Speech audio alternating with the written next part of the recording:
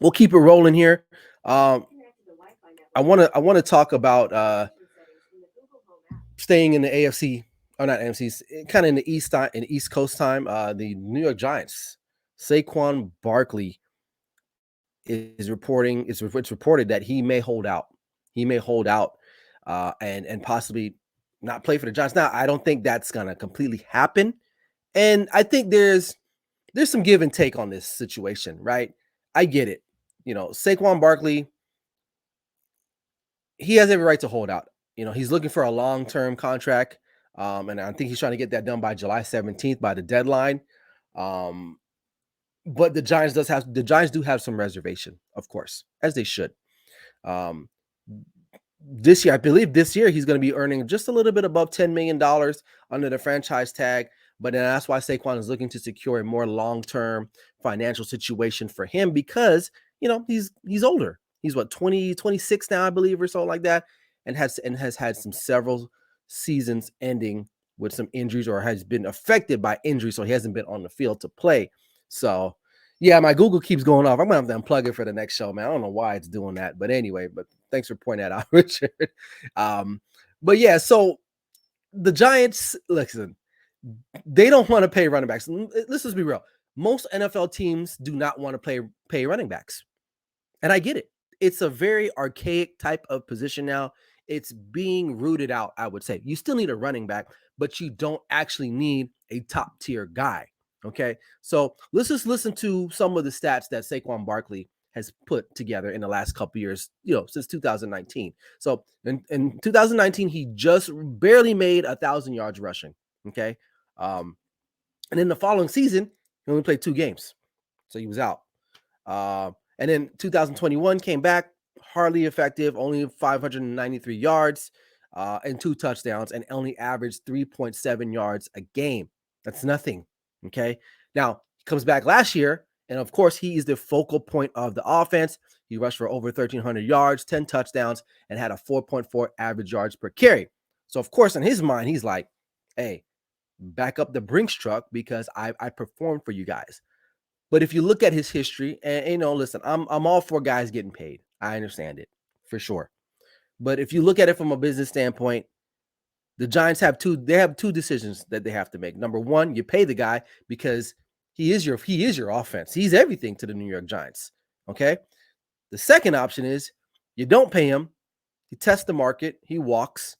And who's your offense?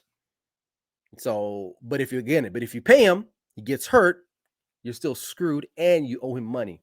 So there's going to be some very unique negotiating tactics going to have to go down between the two parties, between Saquon and the New York Giants. I personally, this is my personal opinion, and it's no shot at Saquon. It's no shot at any running back in the National Football League. But let's just be real. You don't need a top tier running back to win a National Football League, to win a Super Bowl. You don't. I can't even name the last team that had, and quote me if I'm wrong. You guys let me know. Keep me honest in the comment section. What was the last team that had a legit guy at the running back position, like an Adrian Peterson type of guy?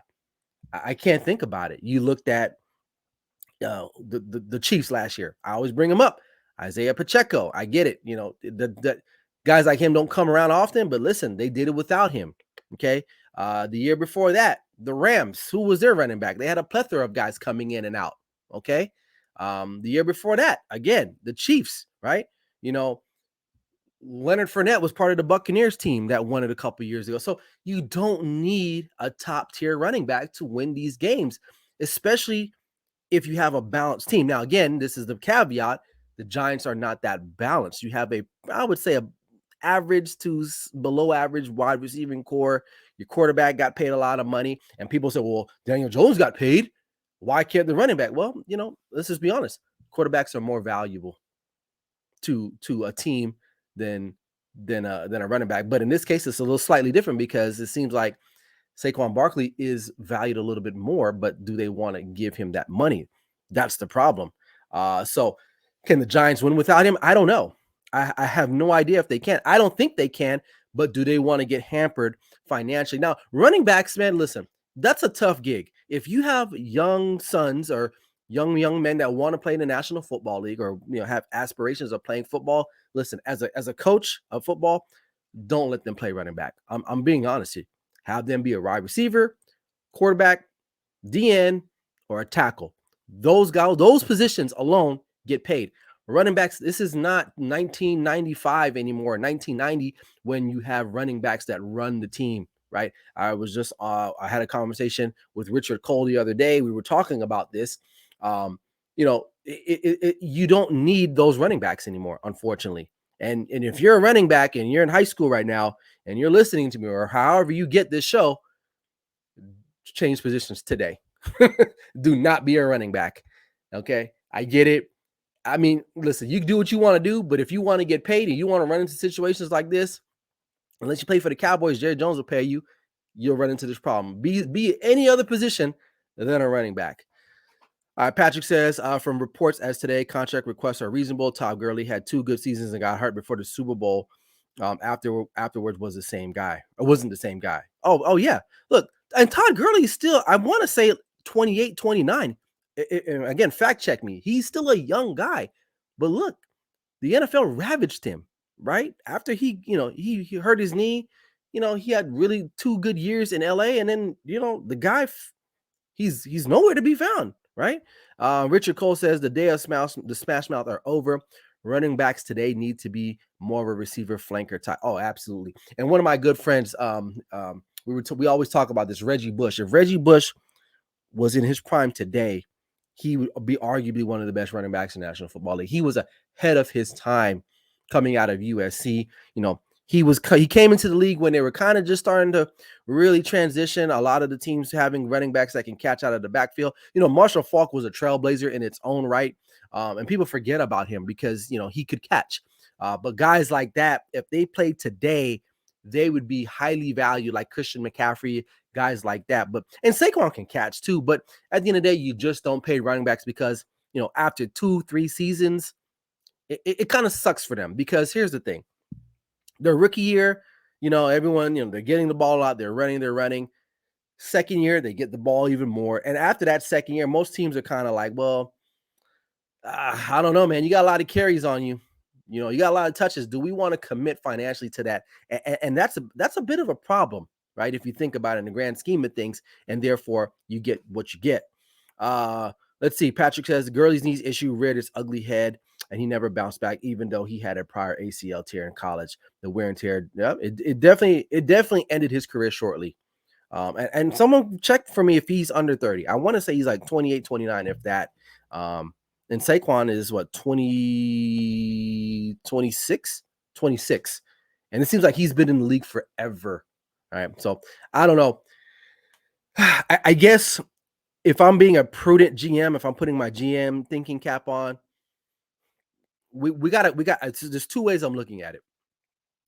We got to find a way to maybe come and meet in the middle, right? Maybe have some incentive based options within the salary. But we can't just give you a boatload of money, man, because again, in the last couple seasons he had, other than last year, he has not proven to be healthy enough to stay on the field. And that's a bit of an issue. If you can't play, why are we paying you that much money? And I get it. He's important to the team. I won't deny that. He is the most important player on that team outside of Daniel Jones. Okay.